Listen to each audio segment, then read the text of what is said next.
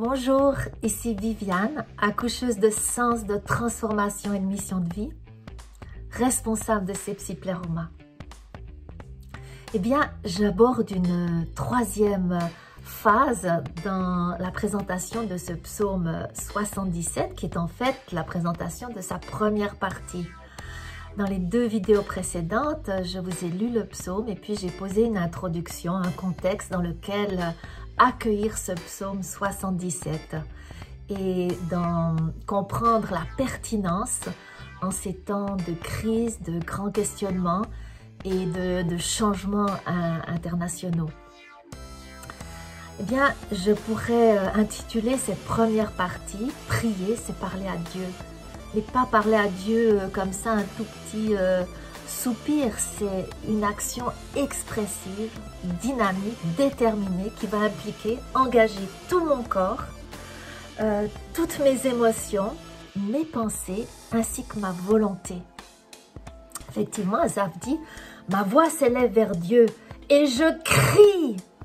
Ma voix s'élève vers Dieu et il me prête l'oreille. Je cherche le Seigneur, je tends la main vers lui, je refuse toute consolation. Je pense à Dieu et je gémis, je médite et je m'essouffle de tristesse, ou mon souffle se voile de tristesse. Oui, ma voix s'élève vers Dieu et je crie. Vous savez, c'est ce cri qui monte des tripes, qui est un peu comme ce cri du Christ cloué en croix, qui dit « Mon Dieu, mon Dieu, mon Dieu, pourquoi m'as-tu abandonné ?»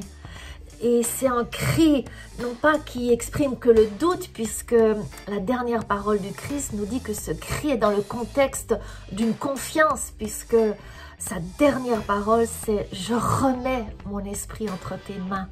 Le cri, c'est une assurance que Dieu nous entend, même si tout l'être doute et vibre, mais qui garde ce lien et cette confiance. Je cherche le Seigneur. Oui, je cherche le Seigneur comme la femme à la drachme perdue. Vous vous rappelez, dans la parabole de l'évangile de Luc au chapitre 15, il y a cette femme qui cherche, qui est bien sûr l'image de Dieu, mais nous sommes créés à l'image de Dieu. Nous avons cette capacité de chercher comme la femme de la drachme perdue, de prendre un balai, de prendre de la lumière et de se mettre en piste, en route pour chercher dans tous les recoins, chercher ce que le Seigneur attend de moi en période de crise, de souffrance. Qu'est-ce qu'il veut me dire? Je cherche à le comprendre, à l'entendre. Et la nuit, donc pas que la nuit physique, la nuit où je dors, mais la nuit de l'épreuve, la nuit de la souffrance, de la douleur, je tends les mains vers lui, ou je tends la main vers lui. Il y a comme un double sens là, tendre les mains dans l'attente, dans un désir d'avoir de la sécurité.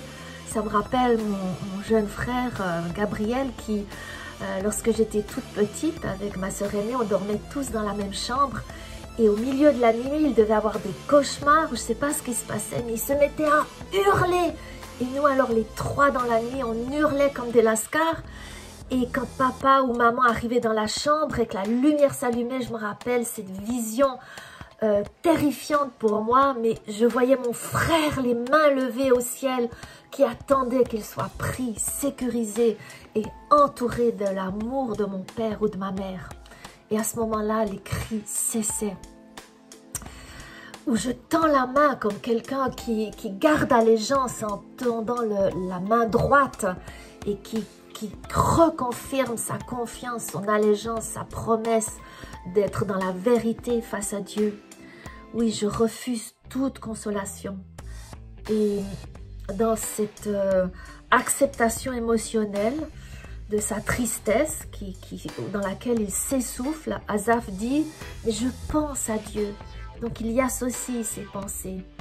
Et ces pensées l'amènent à gémir comme le Saint-Esprit, nous dit Paul, dans l'Épître aux Romains, au chapitre 8 et au verset 26, que comme l'Esprit qui pousse des soupirs inexprimables quand il intercède pour nous, eh bien moi aussi, quand je n'ai des fois plus de réflexion ordonnée, coordonnée, eh bien je peux gémir devant le Christ.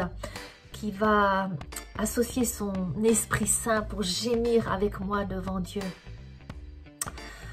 Alors voyez-vous, dans un premier temps, parler à Dieu, c'est pas du tout un petit monologue dans sa barbe, vite fait, bien fait, mais c'est une expression holistique de mon être.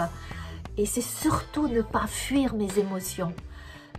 J'entends trop souvent des gens qui refilent leurs émotions dans la prière à Dieu pour qu'il s'en occupe.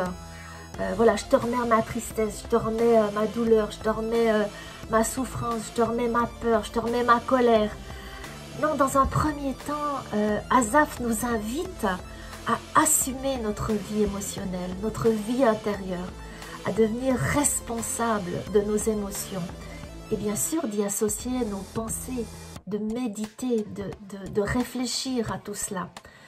Et d'exercer notre volonté justement pour ne pas les fuir. C'est vrai, quand on lit les psaumes, et c'est très intéressant de les lire d'une traite. D'ailleurs, la tradition juive nous y invite lorsqu'on vit un très grand malheur, une très grande souffrance, une très grande épreuve, c'est de lire les psaumes 1 à 150 d'une traite. Je l'ai fait plusieurs fois. Et c'est vrai qu'on est étonné de l'expression émotionnelle, de l'expression dynamique, musclée que les auteurs des psaumes, principalement David, expriment à Dieu. Donc la prière n'est pas, attention, n'est pas qu'une démarche émotionnelle, parce que quand on lit les psaumes, c'est rempli de pensées, d'associations de pensées liées à ces émotions. Donc la pensée, la réflexion, la méditation est impliquée aussi dans la prière. Mais c'est associé à la vie émotionnelle.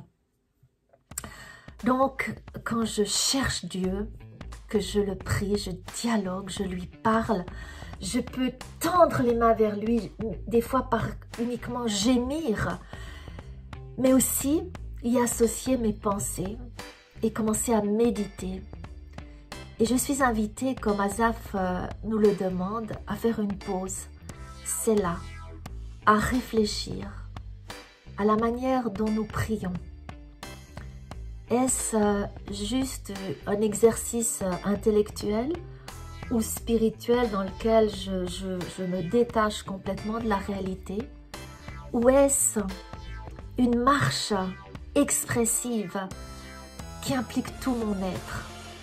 Et je crois que vraiment ces temps nous invitent à changer notre façon de prier, à expérimenter une nouvelle façon de prier, beaucoup plus holistique, qui implique tout notre être et qui nous réunifie face à Dieu dans ce que nous désirons au plus profond de notre cœur, que nous lui exprimons de la façon la plus juste et la plus responsable et holistique de notre part.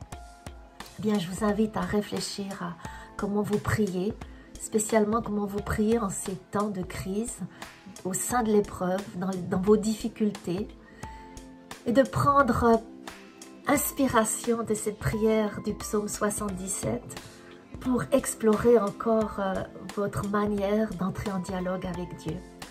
Eh bien, je vous bénis dans cette réflexion et je vous souhaite une très belle journée et d'être rempli des soupirs de l'esprit en vous pour découvrir de nouvelles façons d'interagir avec notre Créateur, notre Sauveur et notre cher Saint-Esprit.